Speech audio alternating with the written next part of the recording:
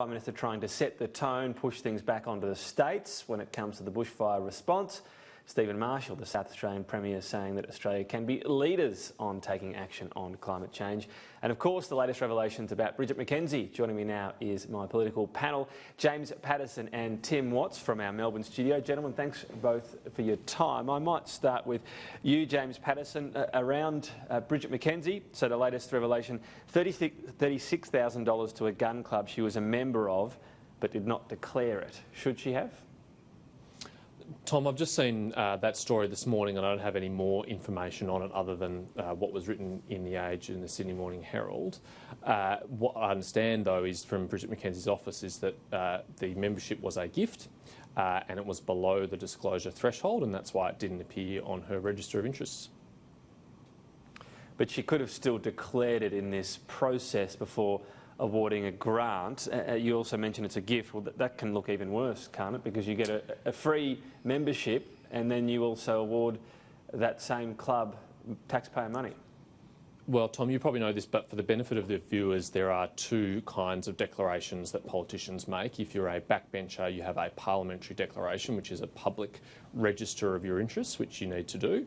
And ministers also have an additional obligation to make disclosures within government of potential conflicts of interest, and that's not a public register. So I don't know what's on Bridget McKenzie's ministerial declaration of interests. That's an internal government matter, and that's used to resolve conflicts in cabinet, for example, as they arise.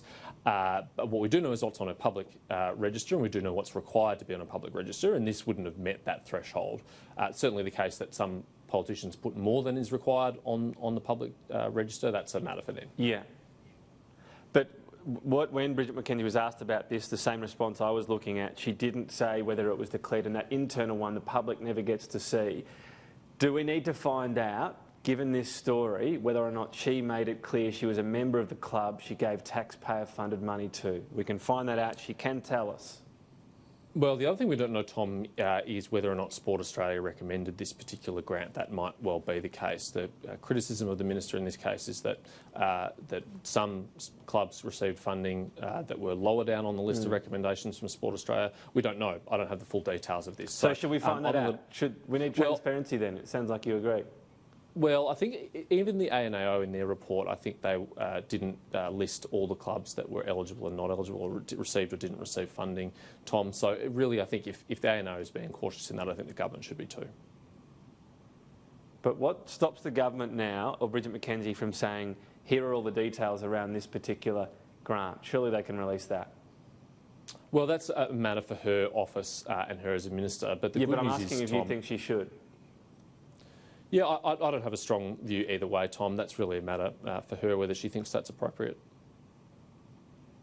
You don't have a view? No, that's what I just said. Okay. Tim Watts, your thoughts? Tom, where to begin? Like, this is just a roll of gold scandal, and every day we see more flagrant breaches of proper process. Look, I've got to take issue with what James said there. On the disclosures that members of parliament have, there is a section for memberships, and that section says you should declare memberships where it could create perception of a conflict of interest. There is a separate process for ministers, that's true, and that is not public, what disclosures are made there. But I certainly disclose memberships that I'm a part of. I disclose memberships that members of my family, that my partner is a part of. This is a well-established process, and this idea that it's just a gift, frankly, it's just the latest in a series of distractions. Bridget McKenzie should have gone days ago. She should have gone days ago. It's not even close, Tom.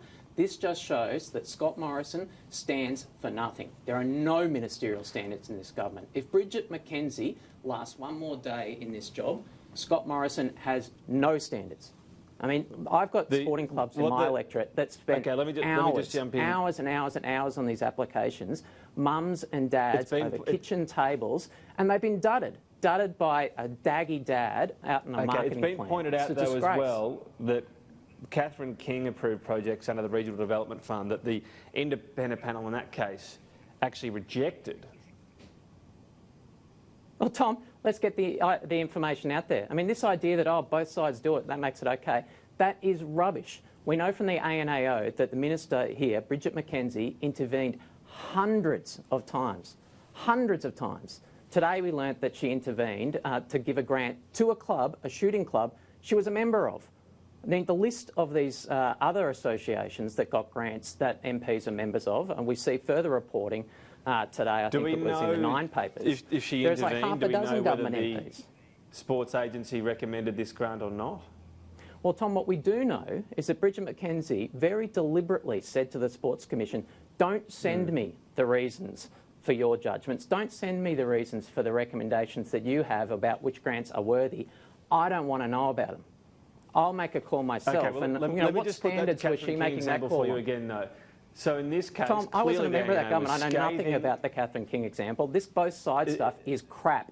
We are dealing with an absolute scandal at the moment. In the case of Bridget McKenzie, Tim Watts, it is true that the ANAO was scathing of what she did, and it was clearly about trying to win over marginal seats, but all the projects were eligible. In the case of Catherine King, some of the projects that had money were actually rejected by the panel. Tom, this idea that everything is okay here with what Bridget McKenzie has done because the projects are eligible. I mean, Tom, let's be frank.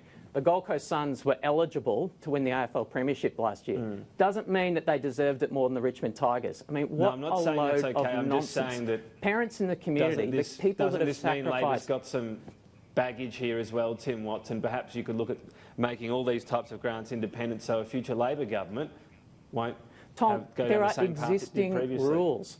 There are existing rules that are in place to ensure that these grants are made in an independent way. Which were broken by this Catherine government King as has well, gone out of its way to subvert these rules. The structure of these sporting grants is very deliberately set up to be able to avoid those rules. To the extent where, as I said earlier, they have gone out of their way to say we don't want the reasons. We don't want to know. We don't want to know the merits of these projects. We will make the decision ourselves. Tom, just very quickly before we move on, just to assist him, because I'm not sure his history is completely up to date with Catherine King. Not only did she preside over a similar program to this one, and not only was she heavily criticised by the ANAO for her administration of it, but she did not resign, she was not sacked, and she remains on Anthony Albanese's front bench today. So, frankly, I doubt the sincerity of Anthony Albanese and the Labor Party in their concern about this issue. If he was really concerned about this, he would sack Catherine King and then he'd be on stronger ground to demand the same of others. Moving on, Dave Sharma is talking about a higher level of ambition on climate change. James Paterson, do you agree? Yeah, Dave's a valued colleague and I'd also say a friend of mine from before politics, and so I closely listen to what he says on this and other matters. I think we have a high level of ambition within our existing commitments, and we went to the federal election. Though. Yeah, we went to the federal election less than 12 months ago, promising a 26 to 28% reduction, and we were re-elected on that basis. So I don't think we should be going beyond a commitment we made to the Australian people less than a year ago. I want to ask about the 26 to 28 because Scott Morrison has actually gone the other way. The biggest decision he's made was to use carryover credits, a decision he made that was not policy before he came to power, which effectively halved the target. So that's less action. I don't agree with that, Tom. When you're talking about global emissions reduction, we're talking about a cumulative emissions reduction task over time. We are not talking about a single endpoint at a particular year. So, of course, if you go faster in some years and slower than other years, then you should get credit for all of the work you did over that time, not just the work you did in the later years. So it's entirely appropriate, look, you can talk about to credit use carryover credits. and I don't even want to talk about appropriateness of carryover credits, but just this undeniable fact. Before he was in power, that 26% target by 2030 was not using carryover. That was not the policy. It was not shadowed anywhere. He made that decision. Regardless of what you say Australia deserves, that target was effectively halved. In terms of what actual emissions go out, don't worry about the agreements. The actual emissions into the atmosphere are going to be more as a result of that decision. That's true, isn't it? I'm not sure that's right, Tom. I'd have to check that. It's always been an option under the Kyoto Protocol for countries to get credit for the earlier emissions reduction that they achieved. I think that's appropriate. Not it's on the not Paris a new commitment. thing. It's not a new policy. It was new. This was a new policy announced by Scott Morrison. Tom, this has been an established part of global climate change negotiation frameworks for decades. It is not new. It was not invented recently. Scott Morrison is not the author of it. No, I'm not saying it's a new concept. But using that, Australia using that by 2030, that was a decision by the Morrison government. I'm not sure that's right, Tom. I don't have that in front of me. I'm not sure that's right. I think that the key point, though, Tom, is that it's a accepted part of the international climate change framework. It has been for many years. It is an option and has always been an option for Australia and other countries to utilise it to ensure that we meet and beat our targets, because the important thing as far as the planet's concerned is not a single end point in time. It is our cumulative emissions reduction task over time. So it would be insane this was not to something count never earlier detailed emissions before reductions December 2018, and that was the first time that it was detailed. It was not a policy before then. Can you point to when it was ever announced under Malcolm Turnbull, when it was ever foreshadowed? That might be right, Tom. As I said, I don't know. I'm not sure that that's right. I don't have that in front of me. But what I'm saying is I think it's a completely uncontroversial, normal part of climate change policy. Yeah, OK. Well, perhaps you can clarify that, and we'll talk about it next time. Labor, Tim, what seems to be going the other way in terms of ambition compared to what Dave Sharma says, a target lower than 45% by 2030 appears to be what the ground is being readied for. Well, Tom, what Anthony Albanese said the other day in an interview on Sky is entirely uncontroversial. There's no new news in it. He's been saying very consistently since the last election that given the result, very disappointing result for the Australian Labor Party, that all our policies would be under review. And we'd take a very deliberate, careful, slow process of reviewing those policies to make sure we get it right, and to make sure that at the next federal election in 2022, we take a policy to the Australian people that is ambitious on climate change, that does respect the science, that does ensure that Australia is playing its role as part of a global response to this extraordinarily serious issue for Australia. He wasn't saying anything new when he said that the policies, the targets we took to the last election were under review. I mean, that's not new news, right?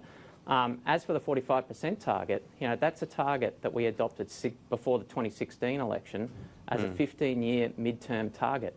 Now, by the time we get to the 2022 election, we'll be more than halfway through that 15-year process, that 15-year period for emissions reduction. So, of course, we will look at it again, because we need to see what is achievable in a way that ensures we respect the science, part of an international response, and is possible with the technology in a way that respects and supports Australian That's the line jobs. that people are looking at, the achievable, and perhaps that will be tougher or more expensive to achieve, and that's why it would be changed. Or it might be cheaper. Let me ask you this or it may be a miracle of Sure. miracles. The Morrison government might actually do something on climate change, and we start from a more advantageous starting point. I don't expect that to happen, but possibly. The government's essential line on this is that they want to take action on climate change but not hurt the economy, and essentially don't think that there should be any sacrifice on the economy. Do you think Australians are willing to have some sort of sacrifice for climate change, or is it going to need to come from a starting point of don't hurt the economy at all, given what happened in the election not so long ago?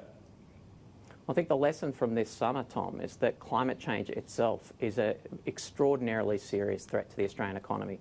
I mean, the disruption and the damage caused by the national bushfire crisis over this summer, not just the destruction in terms of the loss of life and the loss of properties in affected areas, but the disruption throughout the entire economy. I mean, you look at where we are in Melbourne at the moment. We've got the Australian Open on at the moment, a $350 million event, the value for that for the Victorian economy, for the Melbourne economy. If smoke or bushfires or climate change related disasters affected an event like that, I mean, the economic effect of that should be obvious to all. So we have to act on climate change to mitigate the economic costs of this threat. What are your thoughts on that, James Paterson? Do you agree? Well, I agree with Anthony Albanese that it was a mistake for the Labor Party to take a 45% emissions reduction target to the last election, which is a new revelation that we've learnt this week, that he believes that. I think he's right. I think that was, as the Business Council of Australia said, an economy-wrecking target. I think Tim's probably hinting in his answer previously that it wouldn't have been technologically feasible, or it certainly wouldn't have been feasible without a severe cost to the economy and to people's jobs. And the reality is Australia does need to take measured, reasonable action in concert with our partners, but there is no advantage in Australia moving faster and ahead of the rest of the world and doing more than the rest of the world at a cost to our own economy and a cost to people's jobs, because Australia doing climate mitigation faster than everyone else is not going to make the climate heal any quicker than everyone else does it. So it's very important that we're measured and consistent with the globe and not ahead of it. I sense the conversation will be ongoing. Tim Watts, James Paterson, appreciate your time today. Thank you. Thanks, Tom. Pleasure, Tom.